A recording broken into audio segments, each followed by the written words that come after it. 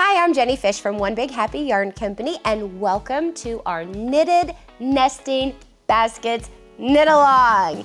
Yay! So we're going to be making 3 different sizes, but don't worry, they all start out the same. So they're super easy and simple. We are knitting them. We are using Cascade Nifty Cotton. I have the 2 different colors here. You can check out the kits that have other available colors at onebighappy.com, and the kits include the pattern and all the yarn that you'll need to make all 3 baskets.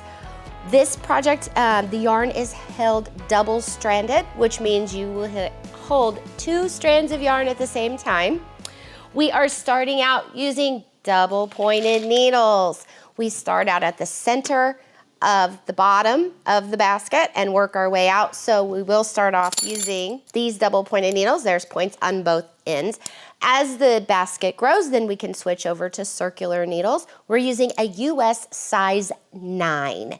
Your other notions that you'll need are scissors, measuring tape. A locking stitch marker is going to be very, very helpful in this project, because when you're using double pointed needles, sometimes it's a little hard to keep a round stitch marker on there, so a locking stitch marker helps out quite a bit. That is basically what it takes to get started.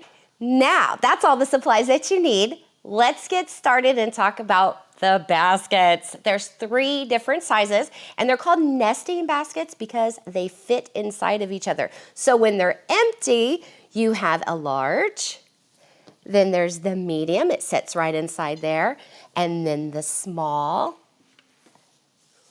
sits right inside there. So they nest inside of each other.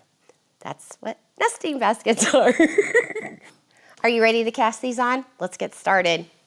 Okay, so double-stranded. That means that you're gonna hold 2 strands of yarn together. So let me grab my yarn over here, and I have 2 balls going already. And to cast on, it's 3 stitches. So you can use whatever cast on method you like. I'm just gonna go ahead and use my long tail cast on. My slip knot counts as 1 stitch, 2 and 3. And if you need help with the long tail cast on, we do have a stitch support video that you can check out if you need a little help with that. Okay, so we are knitting in the round using double pointed needles. This is my very first stitch that I cast on. Right away, I am going to take a locking stitch marker and stick it in this first stitch. This helps me know where I'm at, because I'm going to be going around and around. I'll show you on this basket. This is where we're at right here. As you go around and around, sometimes it gets a little confusing on which was that first stitch that we cast on. So that's why I do this. This is completely optional, but it does help. Okay, so that is our cast on. Then we're going to look at round 1. Round 1, we're going to be doing increases.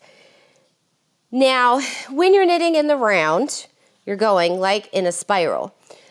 I have 1 needle here. If I had several different stitches, like if I had 12 stitches on here and I was going to knit in the round, then I need to knit into this first stitch over here. I'd have to find some way to separate these stitches. But because there's only 3 stitches, we're cool with going ahead and knitting into this first stitch. This is the slip knot that we started out with and that I put my stitch marker in. And then knit into it. I'm bringing the yarn through, and I'm doing a KFB, which is knit front back. So I knit into the front of the stitch. I'm going to swing around here and knit into the back of the stitch. And give yourself some slack and some extra tension as you go along. This is cotton yarn, 100% cotton. So it's not as giving as like a wool where it kind of stretches and plays with you. It's a little more, has more structure and sturdy, which is what we want for these baskets. And it's double-stranded. So be kind to yourself. And then the second is knit front and back again. And swing back around, and I knit into the back of the stitch. And then on the third stitch, I'm going to do the same thing. So I've just increased from 3 stitches to 6 stitches. And that is round 2, or round 1. Sorry, I cast on and then that's round 1. Now it looks like I'm knitting flat because it's not in a circle. This is the easiest way for me to get started. Now what I'm going to do is I'm going to bring in my other needles and be knitting circular or in the round. So this was my last stitch. Now I need to knit into this stitch right here. I'm having a tough time saying the word stitch today. Okay, so now we purl all the way around. And at this point is when I'm going to break them off into the different double pointed needles. There's one. And that got caught up in my stitch marker. So I'm pulling my stitch marker off and I'm bringing it up here because that is my beginning of the round and I want to keep an eye on it. And then, there we go. So that's purl 1 and purl 2.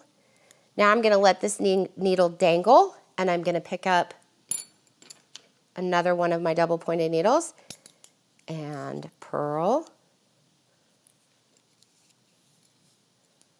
2 onto it,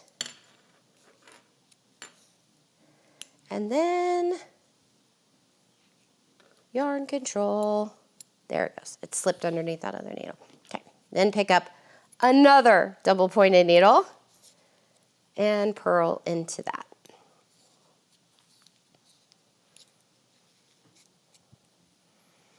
So now it's going to look more like knitting in the round. So I've got all my stitches on my needle. This is the beginning of my round. Let me turn it over so you can see on the right side of the work. Or the wrong side of the work, the right side of the work. Flip it this way. So here's my stitch marker where I marked the beginning of my round. Here is my active yarn. Okay, so now we're on round 3. Round 3 is knit 1. So I'm going to knit into this first stitch and then knit front back again. The knit front back is an increase, so that's helping us build up our stitches. So I knit into the front of that stitch, swing back around, and knit into the back of that stitch.